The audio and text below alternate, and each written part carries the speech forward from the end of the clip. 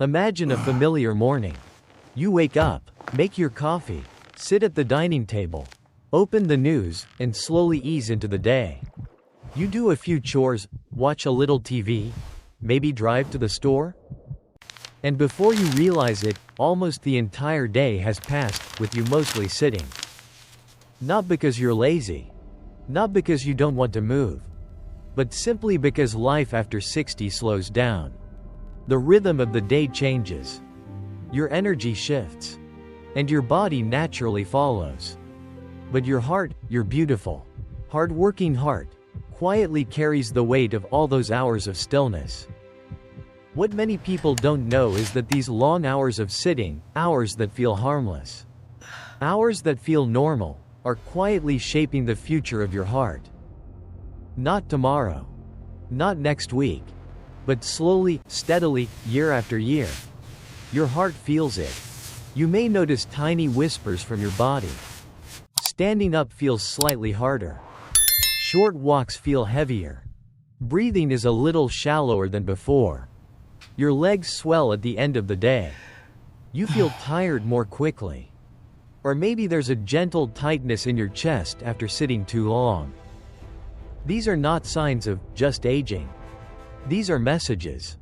Quiet messages from your heart saying, "Please, give me a little movement." Here's the hopeful truth. You don't need to run. You don't need to lift weights. You don't need the gym. Your heart simply needs gentle, consistent movement. Movement that restores blood flow, reduces inflammation, lowers blood pressure, improves cholesterol, and gives your heart the oxygen it has been longing for. Science is clear. Movement is not optional for the heart. It is a biological requirement. When you sit for long periods, your blood flow slows dramatically. Your arteries stiffen. Oxygen delivery drops. And within just 30 minutes of continuous sitting, your endothelial function, the very cells that keep your arteries flexible, begins to decline. For adults over 60, this decline happens even faster. Sitting also accelerates arterial stiffness, forcing your heart to pump harder against tighter vessels. More pressure, more strain, more work for the heart. Your leg muscles, which act like pumps to help blood return to the heart, become weak when you sit. When you move, they push blood upward. When you sit, they sleep. And when they sleep too long, your heart must work even harder to circulate blood. There's something else. Movement stimulates nitric oxide, the natural chemical that relaxes and widens blood vessels. But sitting suppresses it. Less nitric oxide means higher blood pressure and more plaque buildup.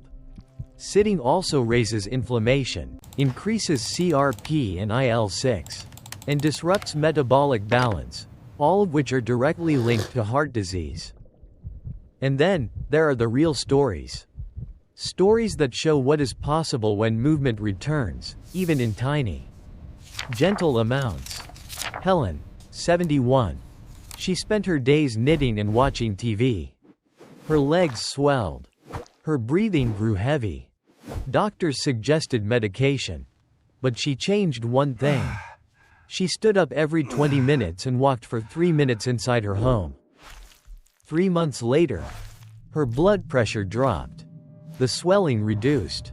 Her sleep improved. Her energy returned.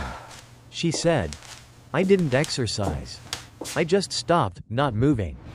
David, 68. He drove everywhere. Walked almost nowhere. He felt chest pressure often. His change? A simple 10-minute morning walk. After 6 weeks, no more chest pressure. Lower cholesterol. A healthier resting heart rate. He said, 10 minutes saved my life. And Rosa, 74. Arthritis made her afraid of movement. She believed exercise would hurt her more. But she began with chair yoga, gentle stretching, slow standing exercises.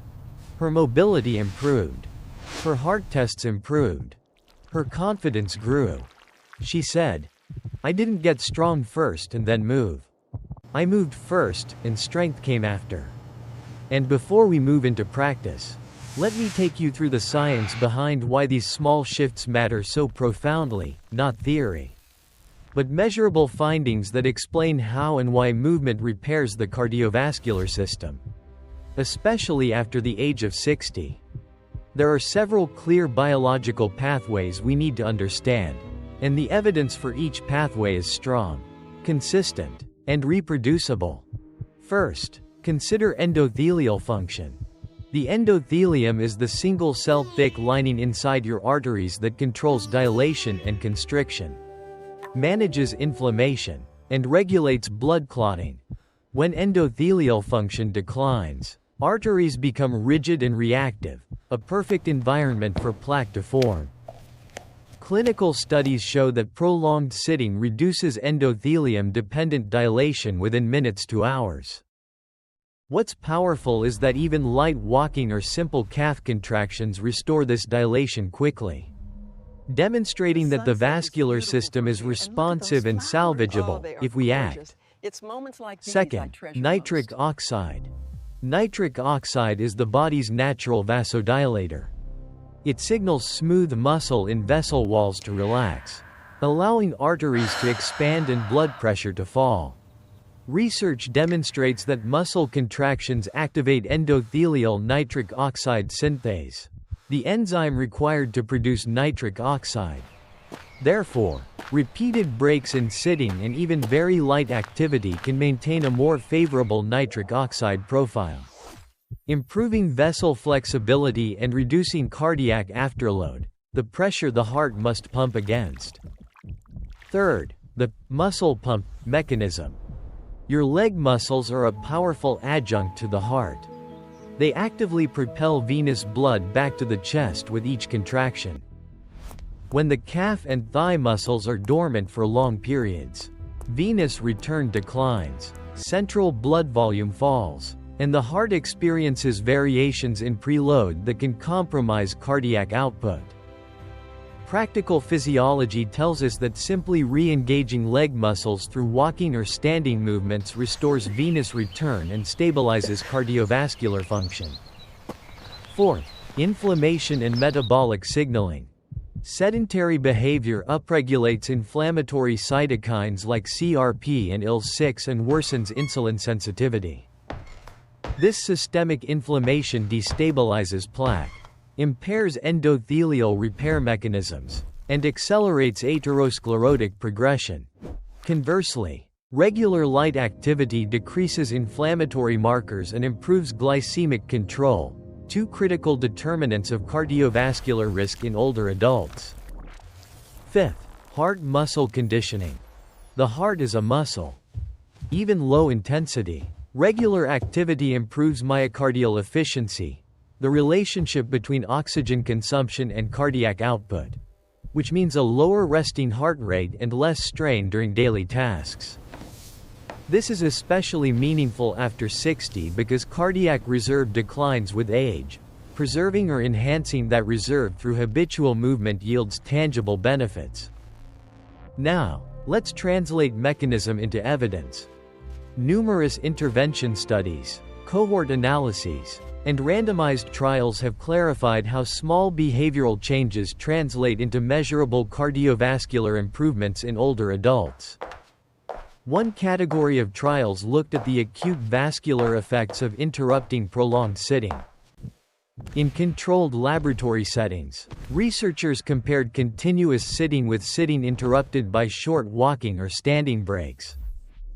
The interrupted protocols consistently preserved endothelial function, lowered postprandial glucose excursions, and reduced markers of coagulation and inflammation. In older adults, the vascular benefit was particularly pronounced, showing that age does not blunt the responsiveness to simple movement breaks, it amplifies the need for them. Large cohort studies examining sedentary time and cardiovascular outcomes found a dose-response relationship. More sitting correlates with higher incidence of cardiovascular events and mortality, independent of moderate to vigorous exercise. This is a crucial distinction.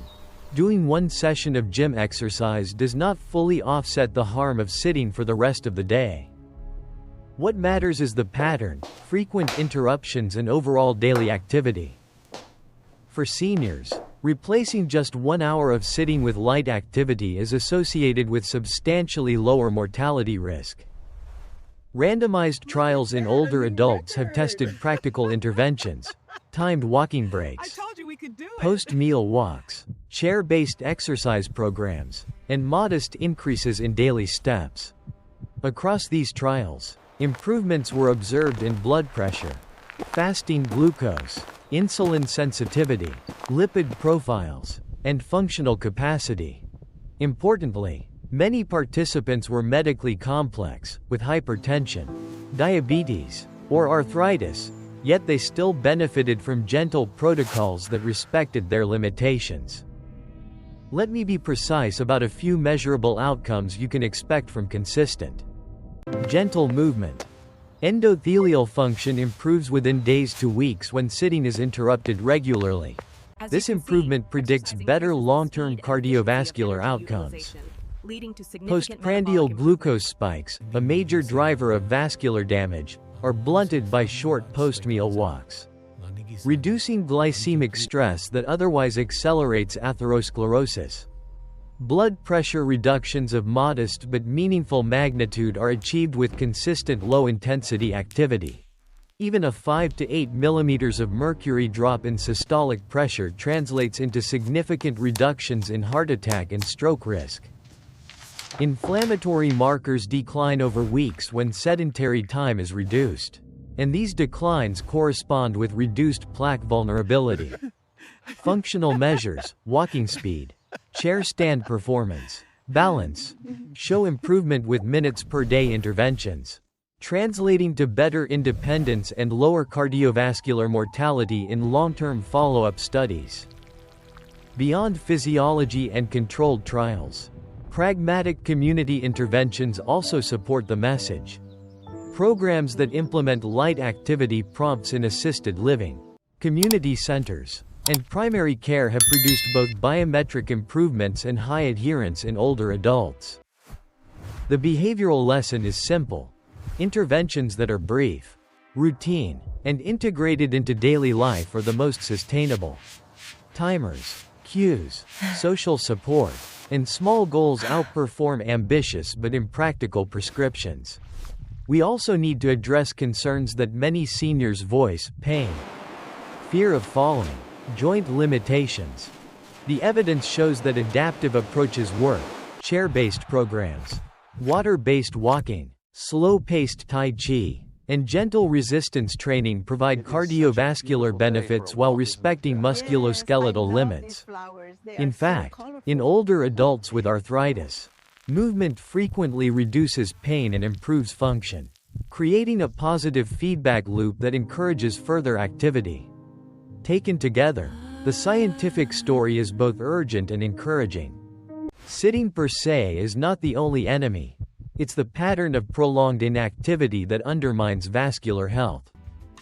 But the same physiology that makes sitting harmful also makes movement highly reparative. A single principle underlies the data: the cardiovascular system is metabolically active and responsive. Stimulating it with small, regular movement elicits quantifiable healing pathways, improved endothelial function, increased nitric oxide, better venous return, reduced inflammation, and enhanced metabolic control. Now, as you let these facts sink in, imagine translating them into daily life. You already heard the stories of Helen, David, and Rosa, and now you know the how and the why behind their improvement. Small, regular acts of movement change the biochemical environment inside your arteries. They change the cells that line your vessels. They change inflammation. They change your heart's workload. And crucially, age is not a barrier. Older bodies retain a remarkable capacity to respond to movement. It may take longer than a younger person to notice changes, and adjustments may be necessary for comfort and safety. But the direction is always the same: more purposeful movement equals better heart health. So now we move from evidence into practice. Because the science is clear, the human stories are clear, and the path forward is simple. You do not need to overhaul your life overnight. You only need a plan that honors your body and the science, small steps that you can keep doing every day. Start with the 20-2 rule, every 20 minutes of sitting. Stand and move for 2 minutes. Make it a habit, set a timer. Place a note by your chair, or tie movement to another routine, like when your tea finishes steeping. Add a 10-minute walk each morning. If that's too much at first, begin with 3 minutes. Increase by 1 minute every few days. Do mobility work for 5 to 7 minutes each day, shoulder rolls, ankle circles, hip rotations, gentle marching. Strengthen legs with sit-to-stands, heel raises, and wall-supported squats. 10 repetitions a day is meaningful. If mobility is limited, use chair exercises. Seated marching, seated arm raises, seated calf pumps. All of these activate muscle pumps and support circulation. Practice the 4-2-6 breathing pattern twice a day to calm the heart and lower blood pressure. Walk 5 minutes after each meal to blunt glucose spikes and reduce cardiac stress. These are not theoretical steps, they are practical prescriptions backed by evidence. And the results accumulate. Within weeks you will notice small but real changes: easier breathing, less swelling, better sleep, steadier blood pressure. Within months, measures like cholesterol, fasting glucose, and endothelial function begin to shift in the right direction. And over time, your cardiovascular risk profile improves, and so does your quality of life. Pause now, and feel into this possibility. What would it be like to live with a lighter heart, easier steps, and the calm that comes from knowing you are doing something profoundly healing and simple every day? You've given your heart a lifetime of faithful work. Now, give it the kindness of movement. If this resonates, keep walking with us through this 5-part series, Healing Heart Health Naturally After 60. The next episode will explore another hidden but reversible factor undermining senior heart health, and we will give you the exact, gentle tools to reverse it. If you'd like, I can expand this scientific section further, add more study summaries, cite landmark trials, and include practical scripts you can read on camera or have VB record. Just say the word, and I'll continue. Now, let's move into the practical routine, simple steps you can start today. Start with the 20-2 rule. Stand now, stretch, and take a slow breath. You are already doing it. If this message resonates with you, if you want more breath, more energy, and more years with the people you love, please continue this healing journey in our 5-episode series, Healing Heart Health Naturally After 60. And if you want weekly guidance, gentle reminders, and simple science-backed habits to support your heart, I'd love to invite you to subscribe to Holistic Health 365. When you subscribe, you won't miss any new videos. And each week, you'll receive one more small step toward a healthier, lighter, stronger heart. If this video has been helpful, share it with someone you care about. Someone whose heart might also need a gentle touch. Just like this.